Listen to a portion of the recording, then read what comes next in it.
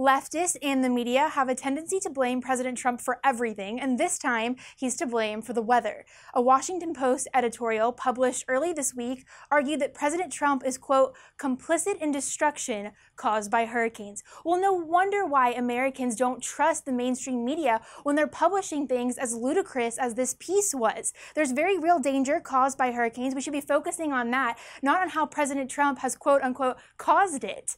You know, the media won't give President Trump credit for the economy wins, for foreign policy wins. Instead, they try to take him down however they can, including blaming him for the weather.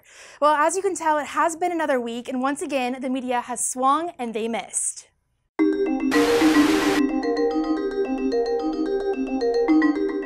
It didn't take long for the mainstream media to politicize the natural disaster taking place on the coast of North and South Carolina. It does make you wonder, how can you adequately prepare for storms, for extreme weather, for fires, for hurricanes, for tornadoes, for flooding, for wild swings in temperature, which we've seen here in New York City in just the past week, if you have a bunch of people who don't believe in climate science running things? We've had teams down there nonstop, Gabe Gutierrez and a lot of others, but the fact is, just as after Katrina, where there was terrible infrastructure in parts of New Orleans, that is a federal responsibility. These are American citizens. No, you're actually wrong on that. It's not a federal responsibility to upkeep the infrastructure.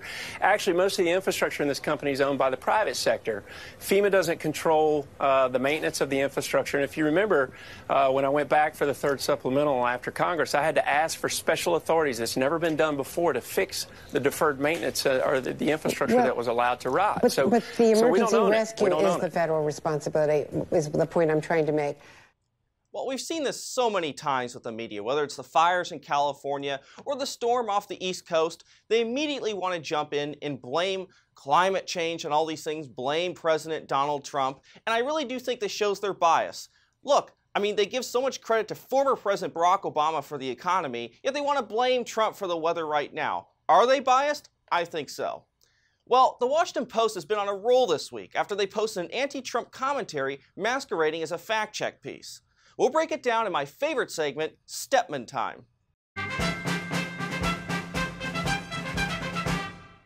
Jared, this is so arrogant and deceptive. Can you break it down for us? Yeah, I think what we see with a lot of these so-called fact checks is they really are just, a lot of the times, ideological screeds, not actually sticking to strictly the facts. They're more positions rather than they are just simply the facts. And I think we've seen with the Washington Post in particular, people don't think they have an agenda, but they do. They are very left-wing publications, very obvious what you've seen from their editorial board in recent days, and we should take it as that, not as being absolutely certifiable facts. Well, when it comes to the Washington Post, I don't know if you saw, but Dana Perino was on Tucker Carlson talking about how a lot of leftist outlets are now wearing those Pinocchios that the Washington Post gives out. They're wearing them like badges of honor, which is really concerning. It is really concerning. It gives a little too much credibility to what the Washington Post and publications like that, not that necessarily that they are wrong, but we do have to understand they do have an agenda. They do. Well, thank you for watching. Be sure to follow us on Facebook. And make sure you subscribe to our YouTube channel. And don't forget to send us your Media Misses to MediaMisses@dailysignal.com.